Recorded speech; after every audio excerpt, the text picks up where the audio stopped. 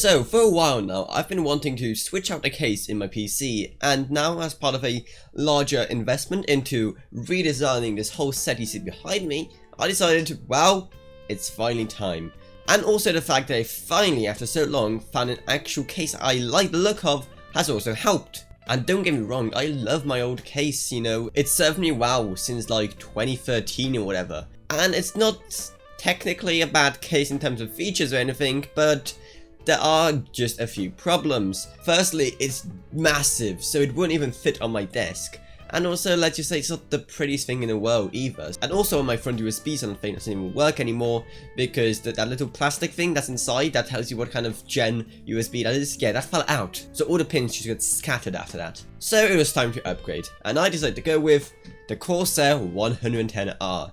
I've been looking for a new case for ages, and the second I saw this, it was like, yeah, that's the one. It's smaller than my previous one, has all the features I could ask for, it has a slot for an optical drive, which not many cases have nowadays for whatever reason, and it also has a glass panel to display all of your beautiful components. So let's go through the process of building this thing, so you can see exactly what it's like to build in this thing. So of course we have to start by saying goodbye to our old case, and then of course ripping everything out of it. Let's of course start with some of the expansion card first. First, you know, with the big boy himself, the graphics card, and then the sound card as well, which was way easier, thankfully, to take out. And then just prepare the motherboard. And then, as always, for some reason, I am awful at pulling out the 24-pin power connector. I have no idea why, but as you can see me here, I'm ridiculously struggling to try and get it out. But thankfully, in the end, I did.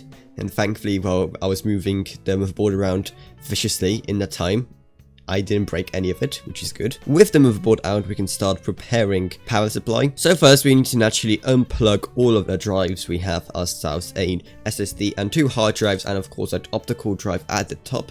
Once that's all plugged out, we can just rip out the power supply, and we essentially can just gut the rest of the case then, which is, again, almost kind of sad. I've had this case since 2013. And it served me well, and all those stickers are also a nice reminder of events I've been to or whatever else, so oh well, I'll definitely keep it around for future projects, don't you worry, and I already know exactly what I'm going to use it for. And by the way, if you want that project to come a lot sooner, then I highly recommend checking out my Patreon. It's down in the video description below. There's the case of finally taking out all the drives, and then, well, time to prepare it, our new home for the PC. Let's open up the front panel, be extremely sure we don't scratch it or anything, and then start to place in the motherboard with the screws and the standoffs that are thankfully already prepared. Then we're going to put 2 of our expansion cards back in, first the big boy, the 1080 Ti, and then also the sound card. And now it's time for the most fun part of any PC build, and that is the cable management, which thankfully, despite its size, this case was actually decently easy to cable manage in. It even came with its own cable ties, which is a nice touch. And at this point I had to go to the manual for the first time because I could not figure out for the life of me how to use those SSD trays at the back to put in my SSD. So, and the manual didn't tell me too much. The cable management wasn't too hard in the end, and I was able to pretty much mount everything as it was supposed to, so that was nice. And included a cover on top of the PSU allows you to hide a lot of the extra PSU cables, which is a nice touch. After that, I just need to connect the cooling, so to include fan was easy enough, I just routed it behind, so it's nice and hidden. And then for the second fan, since I don't have the money right now to get a better one, I decided just to use some old random Molex powered one from Thermaltake, which I found just randomly lying around. However, I quickly realized that I can't even have it mounted because it's somehow bigger than standard 140, despite claiming it's a 140mm fan. So instead, I grabbed another fan, just some generic 120mm fan, so that definitely has to go soon. Again, I just don't have the money right now, and by the way, if you want to help me get a new fan, Patreon, it's down in the description below, it really goes a long way. And the build was pretty much complete, so I guess now just to turn it on and see if it works.